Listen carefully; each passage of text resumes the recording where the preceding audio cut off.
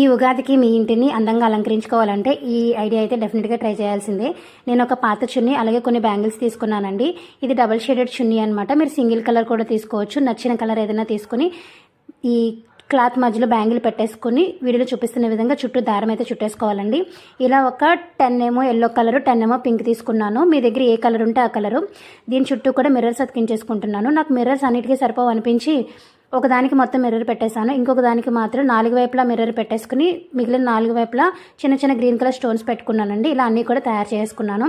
ఇప్పుడు ఒక లోటస్ లాగా డ్రా చేసుకున్నానండి. పేపర్ మీద డ్రా చేసుకుని దాన్ని కార్డ్బోర్డ్ మీద పెట్టుకుని 2 పీసెస్ అయితే కట్ చేసుకున్నాను. దీనికి పింక్ కలర్ పెయింటింగ్ వేసుకుని దీని చుట్టూ గమ్ అతికించేసుకుని దీన్ని కూడా మనకు నచ్చిన విధంగా డెకరేట్ చేసుకోవచ్చండి.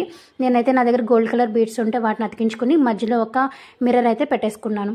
ఇప్పుడు ఈ లోటస్ కింద నా దగ్గర హ్యాంగింగ్స్ ఉంటే ఒక హ్యాంగింగ్ అయితే అతికించుకుంటున్నానండి. దారంతో కుట్టేసుకుంటున్నాను. దీన్ని మాత్రం మీకు నచ్చిన విధంగా డెకరేట్ చేసుకోవచ్చు. ఇప్పుడు మనం గాజులు తయారు చేసుకున్నాం కదండి.